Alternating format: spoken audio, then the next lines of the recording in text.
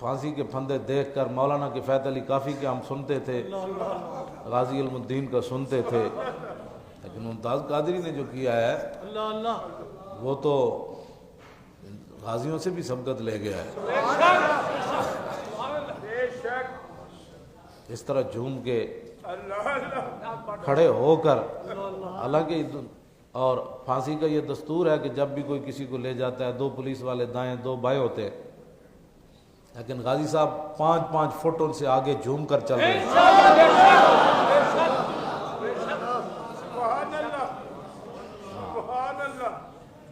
وہ کون سی چیز تھی؟ اور غازی صاحب کا جو نوکر تھا وہ پولیس والا، وہ کہنے لگا غازی صاحب نے مجھے فرمایا تھا کہ میں نے روزہ رکھنا ہے، صبح پیر ہے، تو کہنے لگا میں نے جا کر 12:15 بجے جگا دیا، تو غازی صاحب نے کہا سحری ہو گئی؟ انہوں نے کہا نہیں جی سحری نہیں ہوئی، آپ کا سفر آخرت جو ہے وہ شروع ہونے والا ہے۔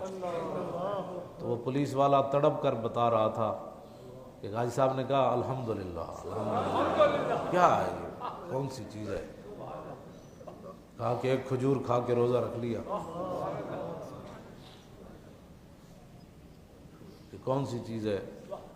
پھر وہ چلتے چلتے خود پھانسی کے پھندے تک گئے، پھر خود اوپر پھٹے کے چڑھے اور کہا کہ کس کس مدینہ پاک جانا ہے، میں تے جا رہا ہوں۔ پاکستان اس لیے بنا تھا، لاکھوں مسلمانوں نے اس لیے قربانیاں دی تھیں کہ حضور کے عاشقوں کو پھٹے چڑھا دیا جائے گا، اور وہ بھی اس حال میں کہ رات سوئے ہوئے ان کے خاندان کو جگا کر کہا کہ جی غازی صاحب کی طبیعت خراب ہو گئی ہے، تو راستے میں کہا کہ نہیں آخری ملاقات کے لیے ہے۔ اتنا تم نے مطلب یہ تو دنیا میں کوئی دستور منشور ہمیں بھی بتاتے۔ پھر ان کے بوڑھے والد کو، ان کے بھائیوں کو، ان کے خاندان کو لے کر، چھوٹے بچے کو لے کر، تم یہ تو سمجھتے تھے کہ ہم کافروں کو راضی کر کے اب انتظار کرو کہ تمہارے اوپر کیا نازل ہونے والا ہے۔ یہ تو ہم نہیں کہہ سکتے کیا نازل ہونے والا ہے تمہارے اوپر، یہ تو رب۔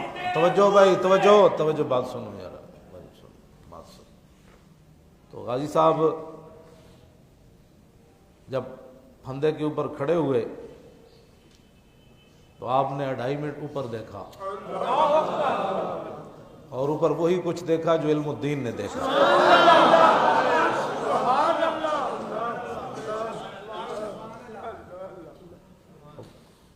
مالک فرما رہے تھے بھائی پھندے تک آؤ، آگے سنبھال لیں گے، آؤ تو صحیح نہ بھائی۔ تو مالکوں 2.5 منٹ اوپر دیکھنے کے بعد جلاد کو کہا کہ جب تک میں لبیک یا رسول اللہ نہ کہوں نا۔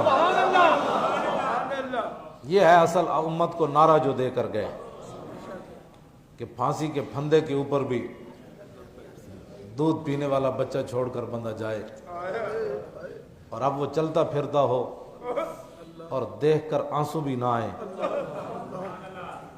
جیل میں غازی صاحب نہیں روئے، خوشی سے بھی رونا آ جاتا ہے نا، لیکن غازی صاحب نہیں روئے، اور ان کے ابا جی بھی نہیں روئے، باقی بھائی روئے، لیکن ممتاز قادری کے والد نہیں روئے۔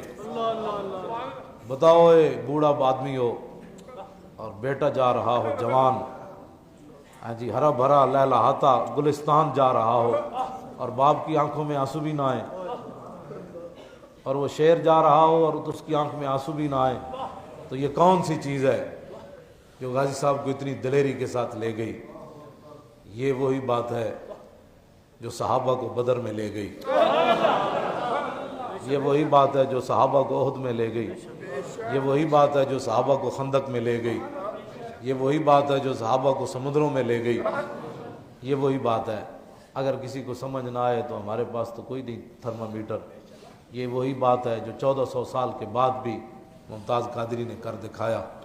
جب اس نے زور سے لبیک یا رسول اللہ کہا، پھانسی کے پھندے کے اوپر کہا، تو اس نے پھٹا کھینچ دیا، اور پھر انہوں نے کہا کہ یہ آج تک ایسے نہیں ہوا کہ جب من کا ٹوٹ جاتا ہے تو آنکھیں باہر نکل آتی ہیں، منہ کھل جاتا ہے، لیکن جب غازی صاحب کو پھندے سے اتارا گیا تو آنکھیں بھی بند تھیں اور منہ بھی بند تھا۔